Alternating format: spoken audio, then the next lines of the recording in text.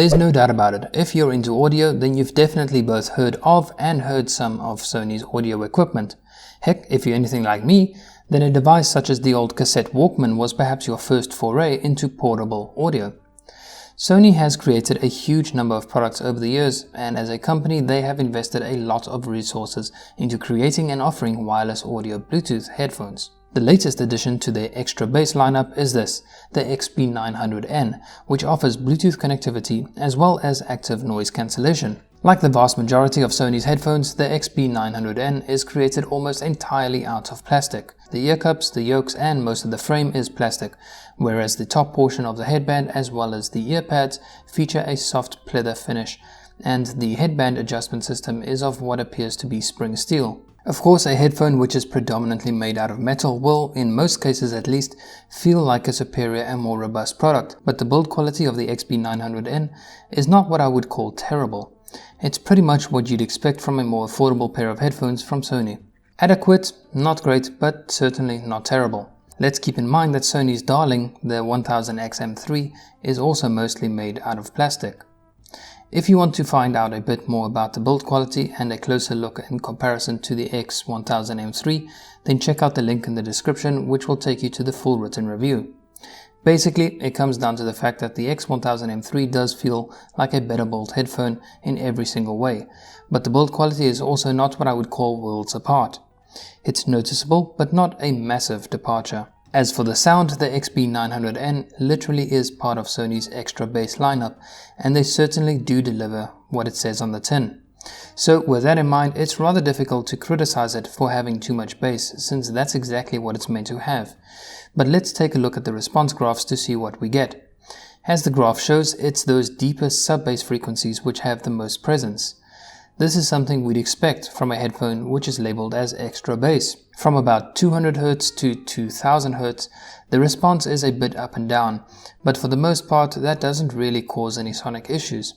However, it's that incredible dip between 2 kHz and 5 kHz which I think is mostly responsible for giving the XB900N a signature which lacks presence in vocals and just the overall upper mids and treble that get drowned out by the bass. What I find really interesting is that the signature of the XB900N does not change depending on whether we have noise cancellation on or off. In fact, even ambient mode has practically no change at all. But as is the case with the X1000M3, the XB900N falls completely flat on its face when you use just a regular cable connection. Okay, flat was entirely the wrong word to use there, because this signature is anything but flat. In this instance, that dip in the upper mid-range and lower treble is even worse than before, and the balance between the three ranges is also considerably worse. This just goes to show that Sony certainly does apply quite a lot of DSP within the onboard electronics and software which controls the drivers when using a Bluetooth connection. We can see this exact same thing when we compare the X1000M3, but we'll take a look at that shortly. For a regular Bluetooth connection without any noise cancellation applied, the X1000M3 is considerably more balanced, with most of the emphasis coming from the very lower mids. This makes the headphones sound punchy but without being overly bloated. Overall, it is a V-shaped signature, but only mildly so. It's when we switch over into noise cancellation mode that we start to see a more similar response between these two headphones. The X1000M3 is still a little more balanced overall, but the severity of the V-shaped signature is considerably more apparent. Switching to ambient mode, we see a signature which is closer to the one without any noise cancellation, so it's again considerably more balanced than the XB900N and the X1000M3 with noise cancellation. Lastly, we've got both the XB900N and the X1000M3 with a direct cable connection, and neither offer a particularly pleasing response graph.